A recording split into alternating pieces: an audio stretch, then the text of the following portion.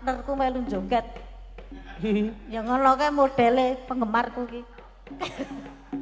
Ngono-ngono nggih. Pun nggih. Sak lembar apa rong lembar? Apaan? Oh, manut. Aduh.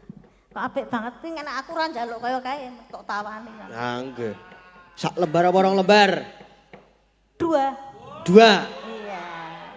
Dua lembar biru, satu lembar merah. Oh, padha wae. Lah iya. Iyalah. Kowe ya njaluk ngono. Niki nasibe kula pripun Pak Dalang? Hah? Nasib kula pripun? Jaluk Om Keswan. Iki yo jogetan kok. Ayo. Ken nyun. Rasa njaluk kae kae iki ril bunter kalet. Wis atos salot. Pun. Lah dereng. Apane sing urung ki? Lah niku wau. Opa. Apa? Opa Korea. Hah? Terus gadah tanggungan kalih kula. Yo, rong lembar. Rong lembar kae 10-an lepon. Hah? Mungkin kayak ketan. Ora. Yo. Oh, nggih Mbah. Mengke kalih kula nggih Mbah. Nggih. Mengke dahar soto kalih kula Mbah. Yo. Sik biru. Kok sik biru, sik abang wonten. Ono, yo. Sae. Pun nggih. Nggih. Ya, Le. Bebebku Anak buahmu ya petruk. walah. Aduh, nuwun nggih Mas Gani. Nggih, sami-sami. Tambah laris, tambah wong mau wis kok liwung. Ora ngeki apa-apa akon. Pun nggih Mas Gade. Nggih. Matur nuwun. Sembah nuwun. Wis saiki wis jam pira ki? Jam 3. Kok ndak le bubar jam 6. Iya. Sak pengen mangan soto. Iya. Seba. Bapak karo sapa ya? Nggo anake sapa ya? Mbah. Yo meneng-meneng bol mbeling ya kae ya, Truk ya. Ha iya. Mulih-mulih sangu bocah. Tutute no. Gong yo.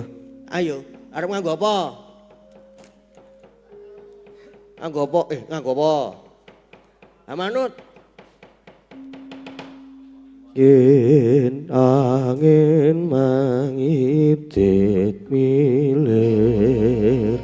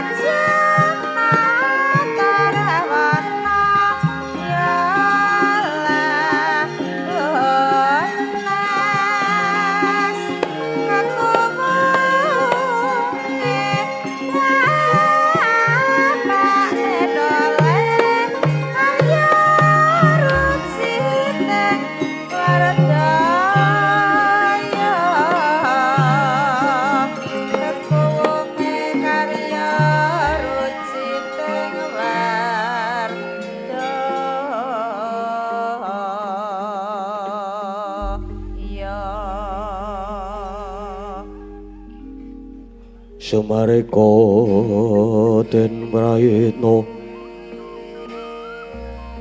semuriris eko balik titione kandayani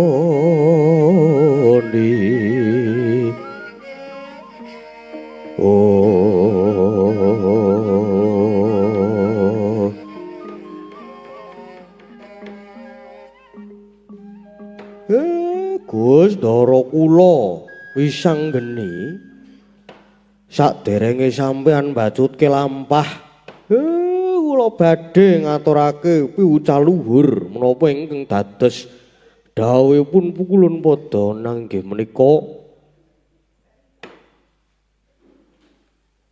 kautaman dawuhipun pangeran dene menggah daranipun mekaten ampun pisan-pisan menembah mring brahala nanging ngemuna utawi mligi manembah dhateng pangeran lan tresna dhateng pangeran satuhu sampun ngantos ngucapaken asmane pangeran ingkang datanpa perlu kedah eling nggone nucake dinaning pangeran pakartining tiyang gesang wonten alam padang menika kedah ngurmati dhateng bapa biyung kang sampun wijake utawi ngukir jiwa raga tumitah wonten jagat menika.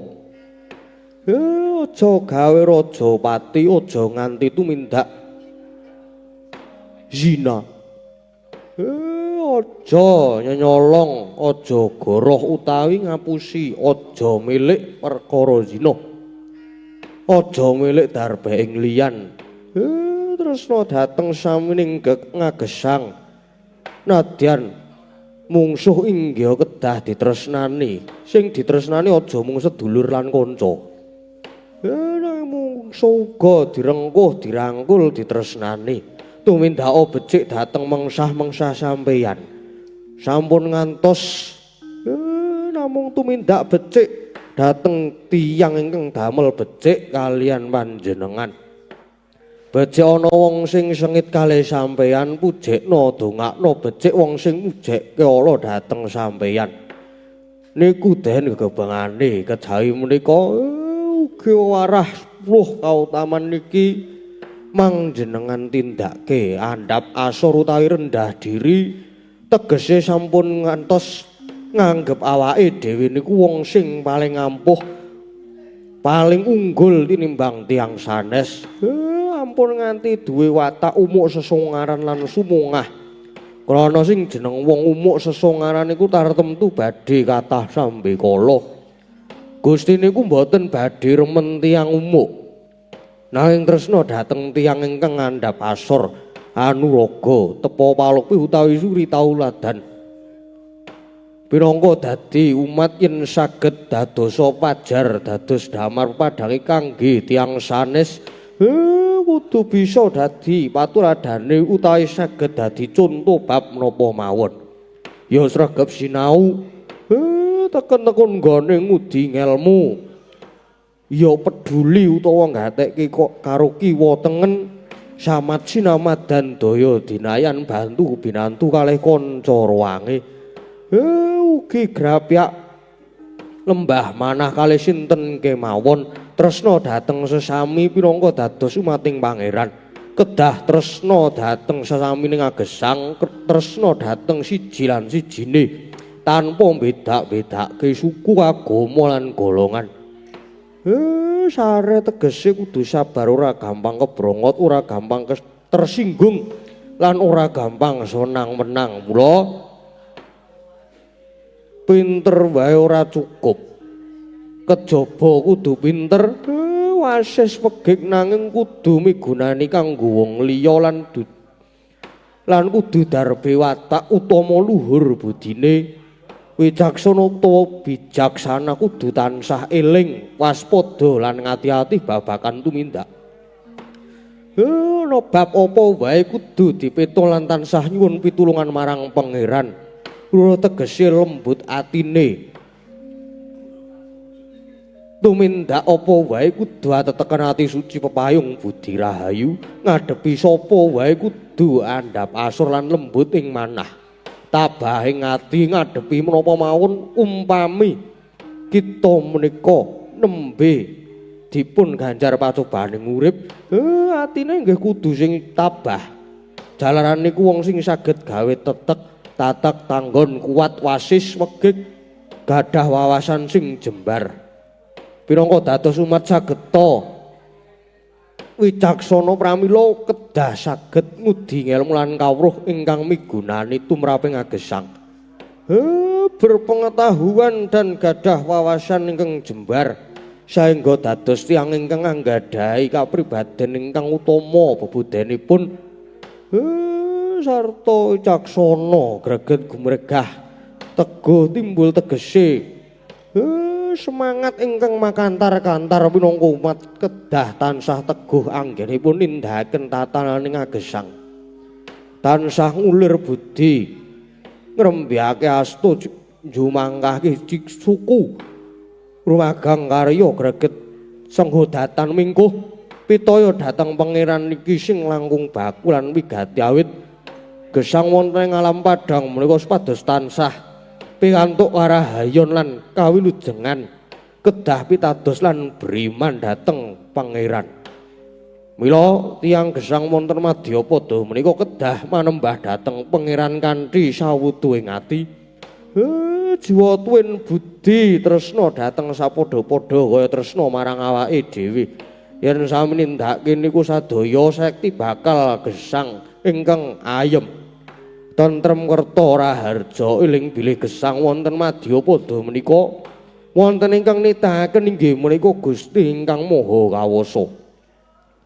Sedaya ingkang linampan wonten jagat menika kapurba dening panguwasan ingkang Maha Nasa. Ala becik bener luput niku wis dadi kodrating ingkang nyipta. Boten wonten menungso ingkang sampurna jar menungso menika kadunungan ina lali salah apes lan mati. Sing lali mugi dadi eling, sing luput dadi bener. Boten wonten ing jagat menika ingkang gadhahi wajib ngemutaken kajawi namung panguwasaning Gusti ingkang Maha Agung, Gusti ingkang ngemutaken, Gusti ingkang menang waring pidendhan. Gusti ingkang paring menapa kemawon dhateng umatipun sing baku malih sampun ngantos wani dhateng tiyang sepuh. Sedeng rasane mawon niku dosa gedhe. Napa malih nek nganti wani karo wong tuwa niku pepindhane neraka ingkang salawase ora bakal ilang pasiksane. Sak beja-bejane kang lali isih beja sing eling lan waspada niku den 10 kautaman dawuhipun pangeran ingkang kedah dipun tindakaken ndara kula wisanggeni. Ngatlangening kalanggiwan aklar pantamuncar tinon ler kakunang surem sorotetan badang kasur lan wajaring purnaming gegono dasari mangsa katiga. Matur suwun sanget gek muga-muga aku bisa nindakaken angger-angger 10 kautaman dawuhing pangeran. Nggih den dawah sami-samipun. Saniki nglajengake lampah takon tiyang sepuh sampeyan sapa kalih dewa sing tangane papat nika. Umpame ora iso nuduhke mang taboki mawon ya kek aku mung kariman apa sing dadi dawuh akeh Semar.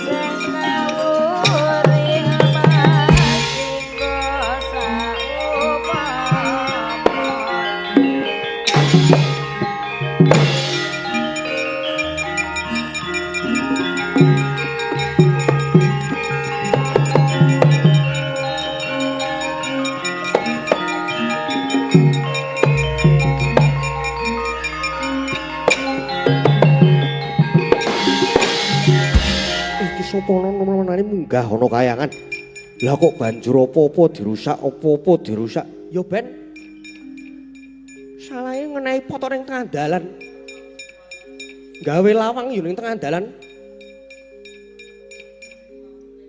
Ganggu lek arep mlaku-mlaku tangandane. Weh lah. Takon karo aku wis anggeni kowe sapa? Aku Bathara Penyarian. Hei. Bathara Penyarian. Bathara Penyarian sikilmu sajeng kang ora ngambah bantala apa kowe iki jim setan priprayangan wis. Aja ngawur gawar ngawur kowe. Ulun iki dewa. Yen ngono kowe sing tak goleki. Aku arep takon karo sing jenenge dewa. Takon apa wis ngeni? Yen kowe ngerti wong tuaku, bapakku sapa, ibuku sapa? Lho, lah kowe iki lahir saka ngendi? Kowe iki lahir saka sapa? Lah kok takon bapak mulane ibumu sapa? Ulun mboya mangerteni. Kowe dewa kok ora ngerti iki kepiye? Ulun ora ngerti tenan. Wah, lah nek ngene iki dudu dewa.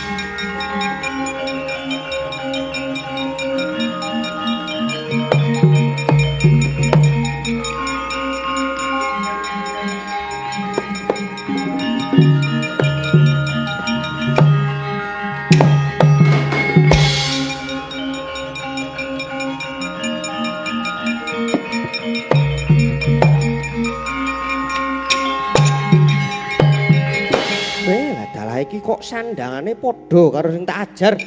Padha karo sing tak polo iki mau apa kowe iki ya dewa? Ya, ulun Bathara Indra. Bathara Indra. Kowe nek karo penyarian apane? Ora usah dadak takon werna-werna. Kita wigadine apa munggah ana kayangan? Takon apa? Bapakku sapa, ibuku sapa? Ulun mboya mangerti. Lah iki padha wae.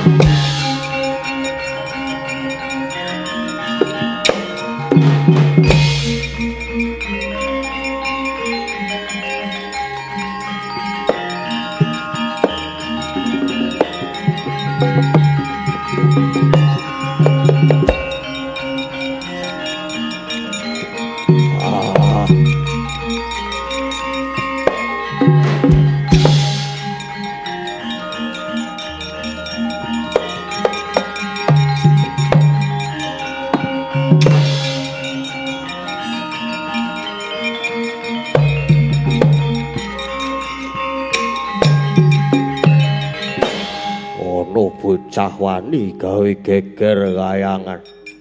Kowe sapa kowe? Aku wis ngeni, kowe sapa? Iki wujude wonge gagah, untune kaya catut. Nek ke dewa kok untune kaya catut, ning sandangane padha karo sing tak ajar. Kowe ya dewa? Apa kowe ya dewa? Ya aku dewa. Jenengmu sapa? Yama Dipati. Saiki aku tak takon bapakku sapa, ibuku sapa? Ayo, kowe ngerti ora? Lah ya aku ora ngerti. Nek kowe ora ngerti tak ajar kaya kanca-kancamu jabut cawamu.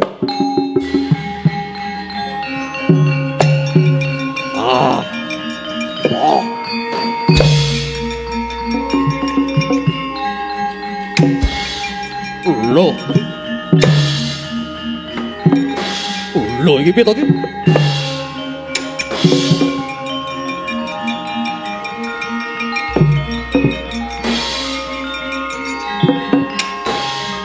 Waduh.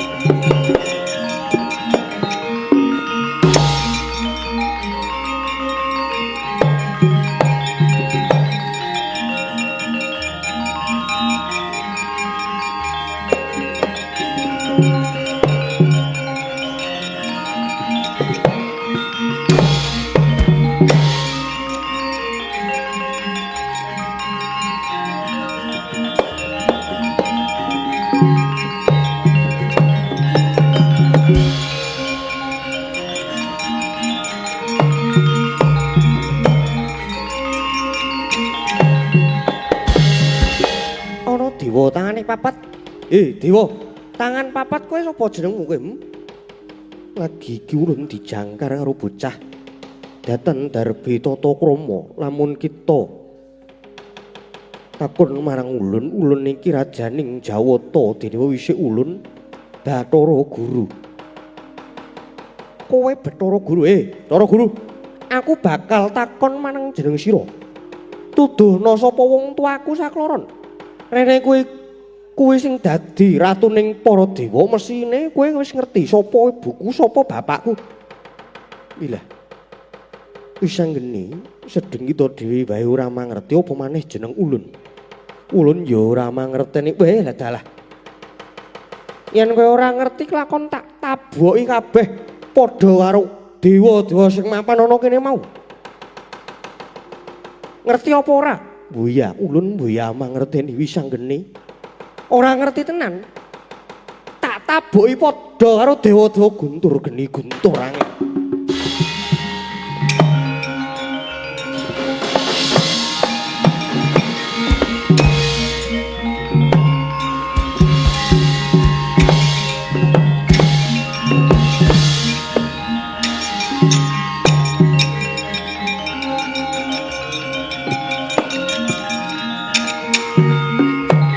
Ayo, kadik dahanmu ora mempan.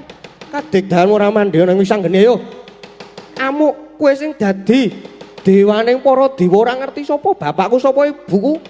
Tak ajar dhewe kowe Bathara Guru. Aja mlayu.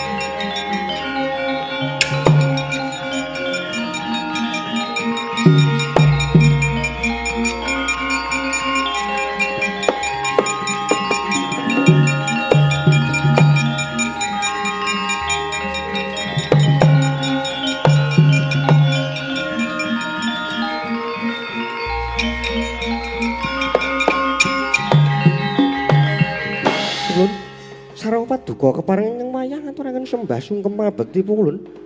Guru kakekku. Wah, aku ngaturke pangabekti. Wayah ulun Kresna lan Werkudara ya wis ulun tampa dene kita ngaturake pangabekti. Pangestu ulun wae tampanana. Nggih. Kula tampi tangan kekalih mugi dadosa jejimat. Dak tampa tangan loro mugi dadi jejimat. Ulun kepareng ingkang wayah Paduka Ndrawati lajeng nyuwun dawuh wonten kersa menawa Paduka Pukulun kraya-raya mangeja wantah nyaketi dhateng kula kaliyan Dimas Werkudara. Menapa badhe ambanjut dhateng ingkang wayah kekalih Kresna Werkudara. Aja kaduk ati kejron panumpa. Babar pisan ulun mboya bakal ambanjut marang sira sakloron. Malah tiba kosok balene Kresna ing wektu iki ulun lagi nandhang pepeteng. Awit kayangan ketekan nom-noman ingkang anggunjing marang pun kagi. Nyuwun prisa sapa to sejatine wong atuwane sakloron. Kamangka ulun mboya nyumurupi. Kandhe cuane ngati nom-noman mau banjur ngamuk punggung. Suratanto nganti para dewa lan ulun datan bangkit nanggulani pangamuke bocah mau Kresna. Awit kang seka iku bocah Kresna mangsa borong anggon kita mbalekake bocah mau nggih pukulun. Sasaget-saget Kresna tuwin Werkudara badhe atur bantu dhateng yang pukulun. Wah, sumingkira guru kakekku. Tak jangkae nom-noman kuwi mau.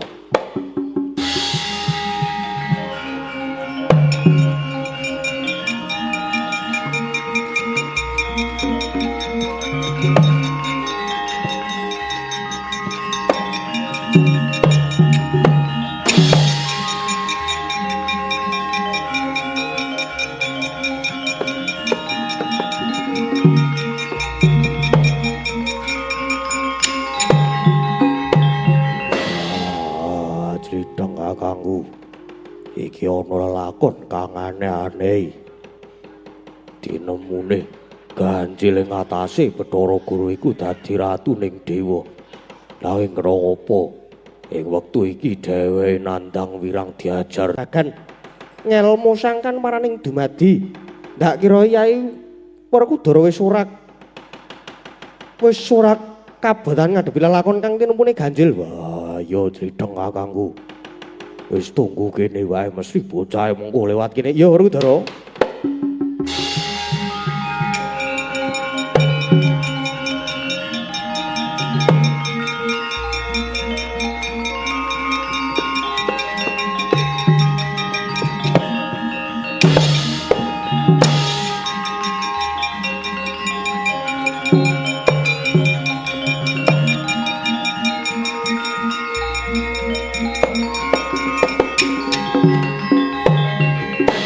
Wong cemani wireng pakulitane sapa kowe? Banjur sing mburi kae ya ana satriya gedhe dhuwur nganti kaya tugu. Biyuh, kowe sapa? Kowe sapa? Yen kowe takon marang aku Nalendra Ndrawati Prabu Bathara Kresna. Dene iki adhiku Werkudara. Kowe sapa? Aku wis anggeni. Ayo. Yen ora selak kowe mesti srayaning Bathara Guru. Yo, ndak akoni aku srayane Pukulun Bathara Guru. Yen ngono, kowe sakloron uga ndak katutke dosane merga dadi pepalangku. Wah, sumingkira Kresna tak jangkae. Mangke riyen.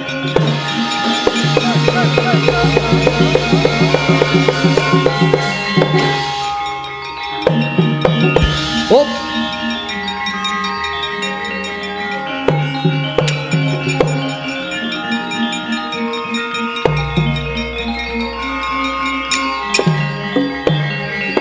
Iki kaya Kakang Semar Prapto nang ngarepanku.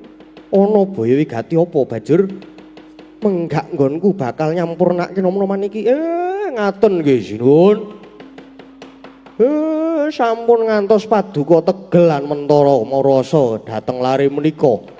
Mangke mindak getun tembe winggingipun Kakang Semar bisa matur kaya mangkono. Sababe ngaten nggih sinuwun. Sejatosipun lare menika sanes tiyang sanes. Menika niku apa iya? Nggih. Niki niku apa iya Kakang Semar? Kandhane kok niki niku.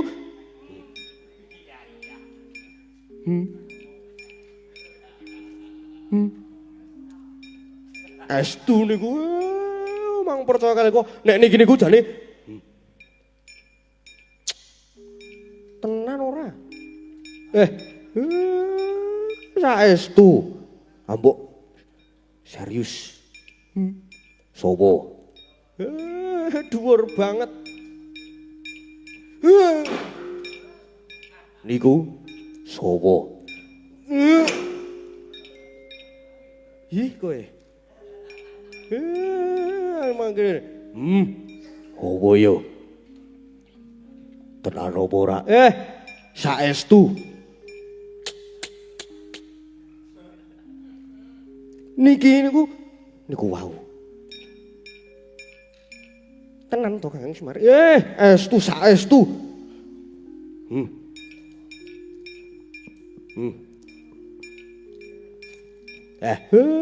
Ndara wis anggeni. Wis. Ingkang wonten ngajengan menika niki wakmu. Wakmu Ndarawati sinuwun Kresna. Kresna iki sing ireng iki. Ya nggih. Ampun ngaten niku wakmu Ndarawati. Sinuwun Kresna. Terus sing burine kae sapa? Kae wakmu Jodipati Ndara Werkudara. Werkudara? Nggih. Pun saniki sampean mang bacutke lembujung Bathara Guru ben kapok. Ya kek tak uyahe Bathara Guru kek.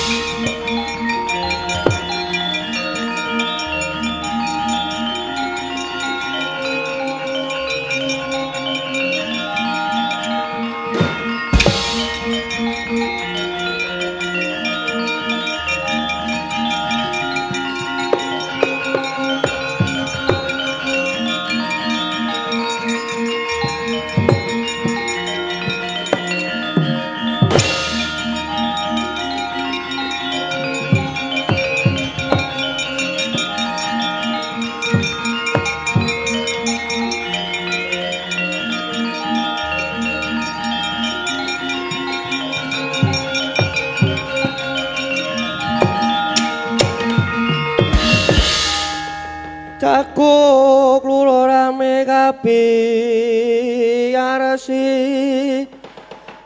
lawa kalong luru pandelian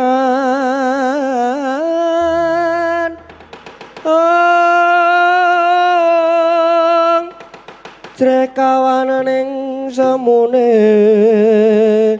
wetan bangsulaipun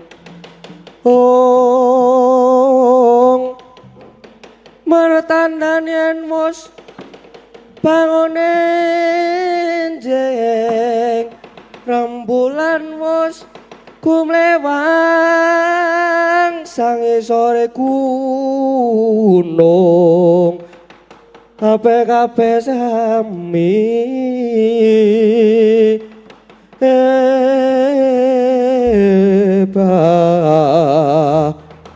lanang wadon sami ngayahi karti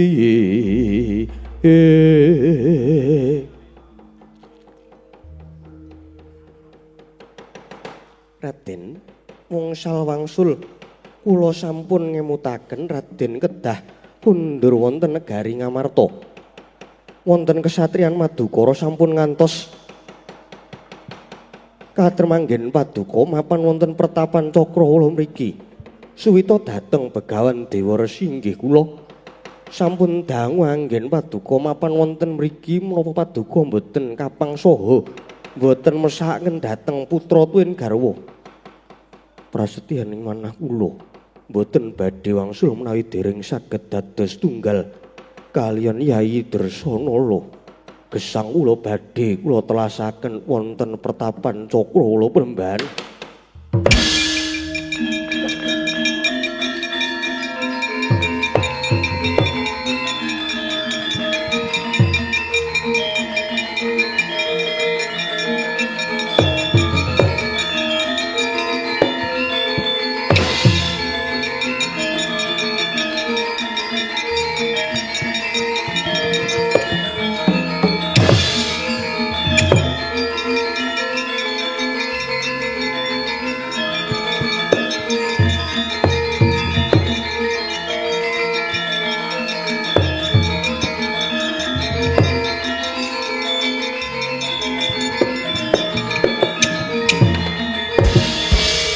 Menika kados dene pukulan Bathara Guru.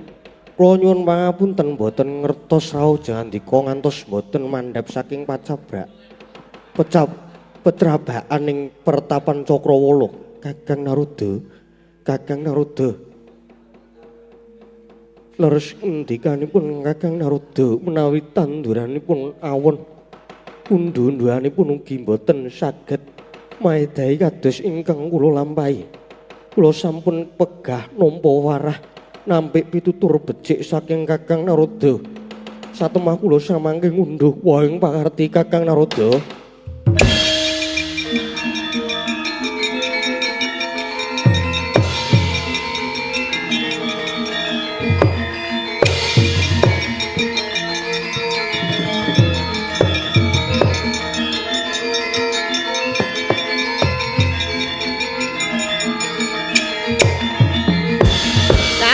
Kencang Maruda yang Pak Pong bubal kali cudi sapa sing gawe.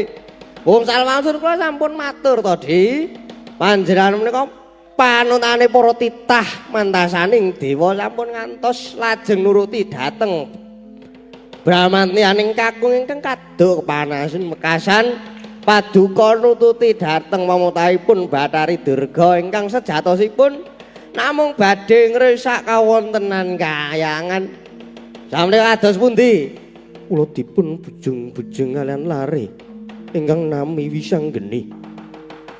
Ingkang medal usaka kayangan Wisanggeni wekasan. Samangke badhe merjaya dhateng kula Kakang. Sampean maido kok nek dikandhani kok. Oh, jajal. Kula nyuwun senjata pitulung. Kula nyuwun senjata pitulung Kakang Narada. Lenggawe ingkang mangke kula ingkang badhe ngurus, Di Guru.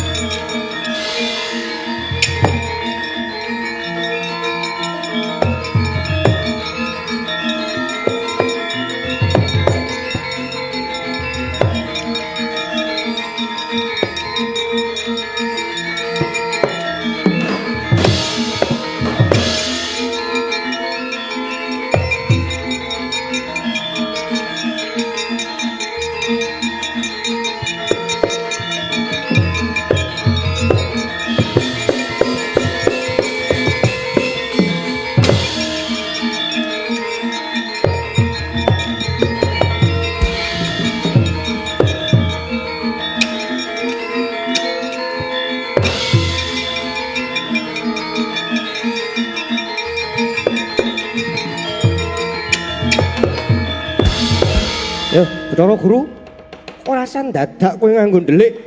Yo, kecandak Wisanggeni ku lakon dadi apa kowe? Lah kok ya ndelik ning burine. Iki wong cebol iki sapa, Petruk? Niku pikulan Bathara Teko. Wis.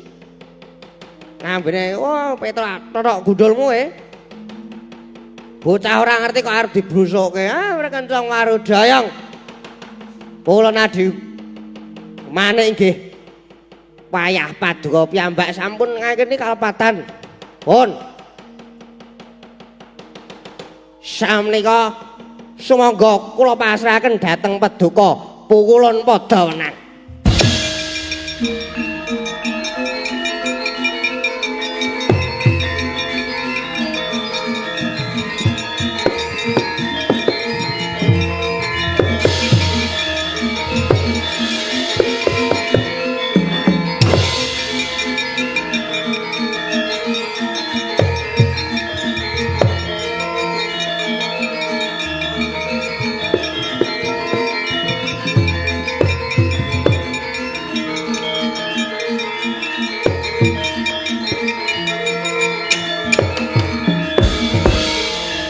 Moyo kita nandang kaluputan pancen ulun ingkang gawe lelakon iki supaya ngapakake marang jeneng kita.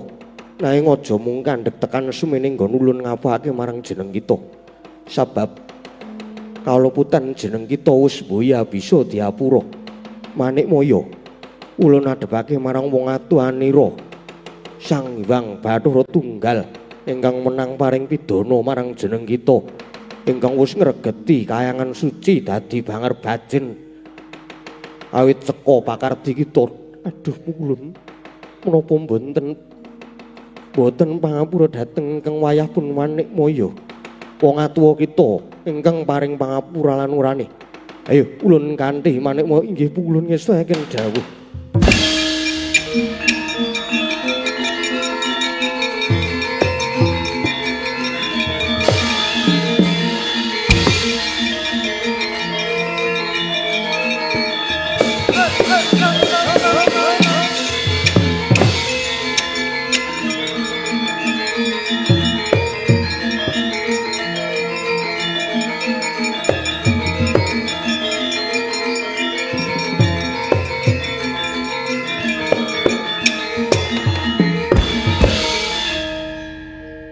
Jingi kae sapa kae? Liyane do mebur. Truk, Lun. Sapa kae? Rada tuwane kok bagus. Ah niku Raden Janaka. Satriya ing Madukara. Iki ya klebu srayane Bathara Guru. Klebu ora iki? Klebu srayane Bathara Guru apa ora? Enggak niku wong genah niku. Oh njaluk kon ngampleng iki. Padhake kula mboten teng mriki. Ndara kula mekaten Den. Nalika semanten garwa, Mang Majeng mriki to. Kaya wong apa?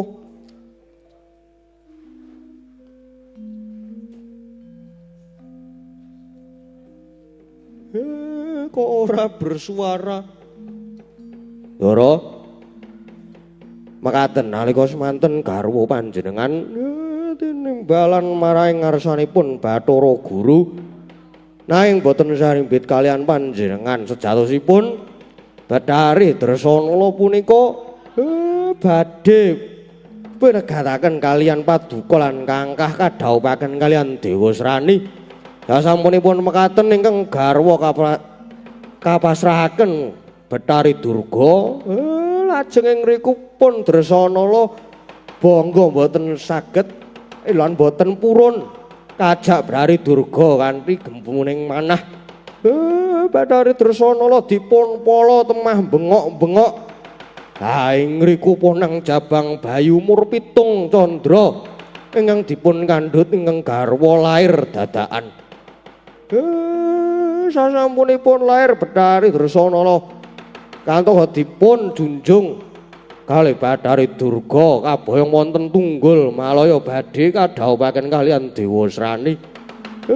Jabang bayi menika wau dening Bathara Indra kacemplungaken ing kawah candra dimuka. Lajeng jabang bayi menika mboten sirna malah ketingal dewasa lajeng kepanggih kula. Terus kula sukane tetenger Bambang Wisanggeni. Sasampunipun mekaten kula ajeng supados ngajar Bathara Guru dados Wisanggeni menika putramu Den anakku nggih bocah bagus.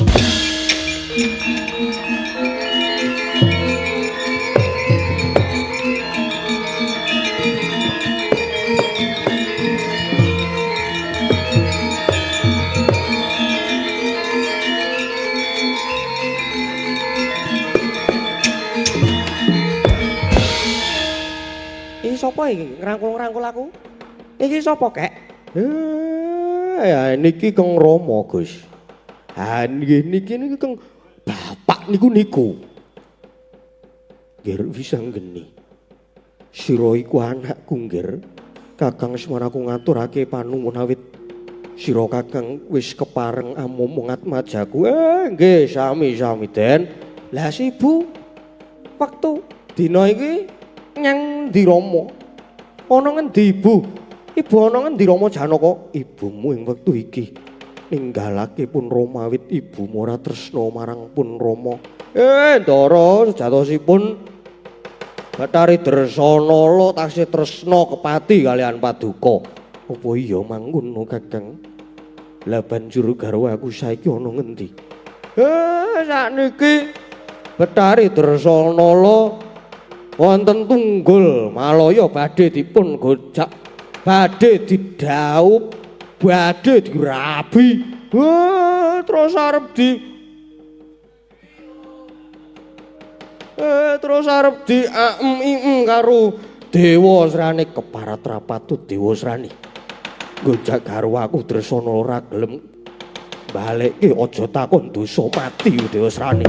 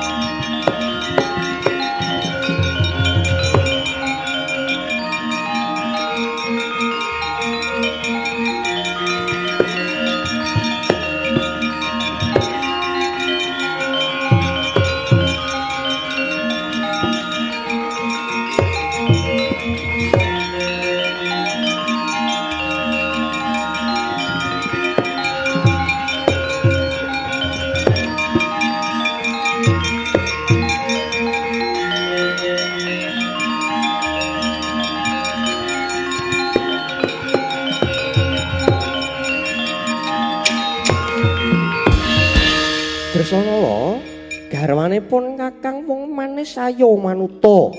Ndak emban manuta ndak pondhong wong ayu tambanana brantanipun Kakang Nimas. Dewa Srani nganti kulitku kena mbok senggol bakal tak beset tak tambal nganggo lulangsana. Dresana paribasan sira iku iwak kacemplung wis ora bisa obah. Ora gelem manut kelakon ndak ruda paripaksa pecah ndasmu.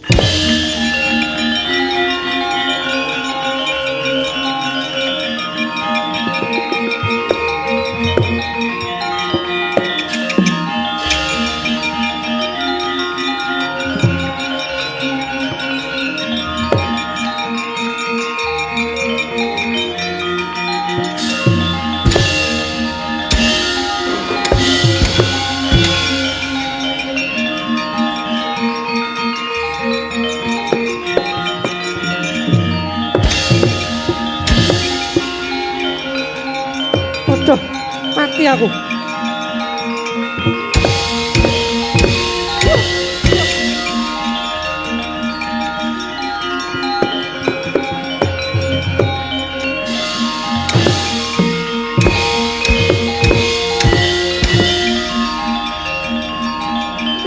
Mati aku.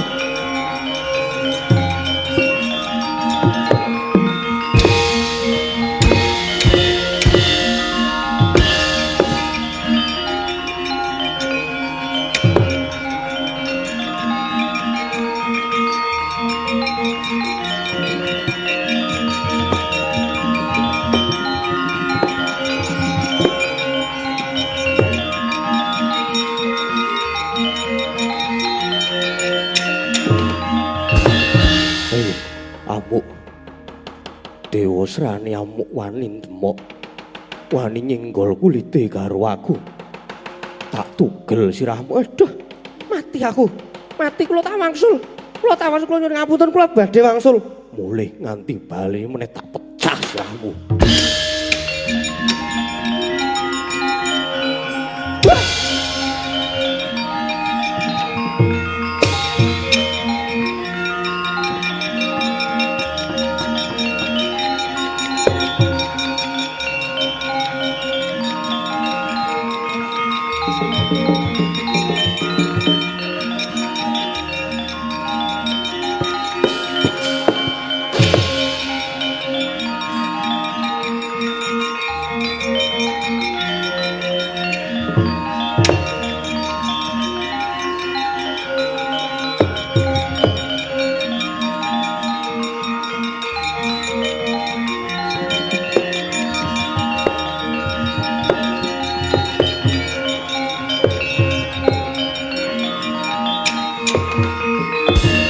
Tobat.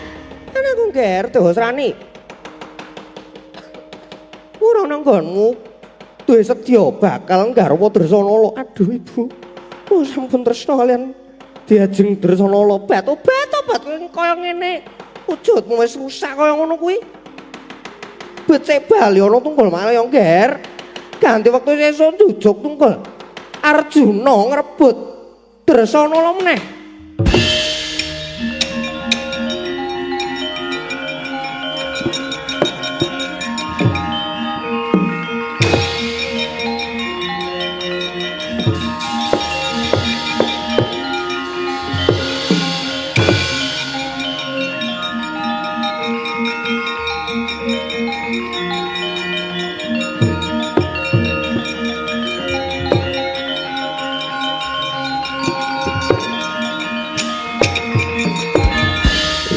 Ora nrima kayu tak jaluk Dresana lo tak jaluk wah Joramaya ya ayo gelem ora gelem Dresana lo tak jaluk ora menehke Dresana cokot tugel gulumu tukak tapanono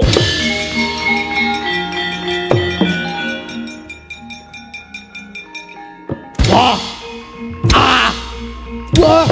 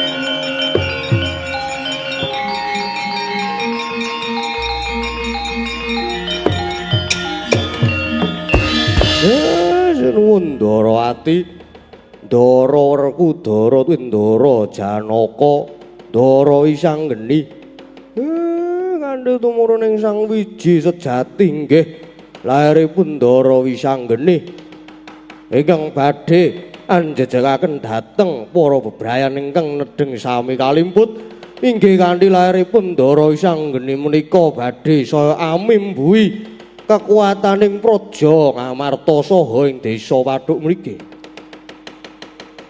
Wonten ing legi mriki Ndara Janaka inggih sampun makempal kalian Bedhari Dresana purnane ngatur kathah kalepatan kula mboten langkung nyuwun gunging samudra pangaksami kanthi asesanti Jaya Jaya Wijayanti. Rahayu ingkang sami pinanggih Ndara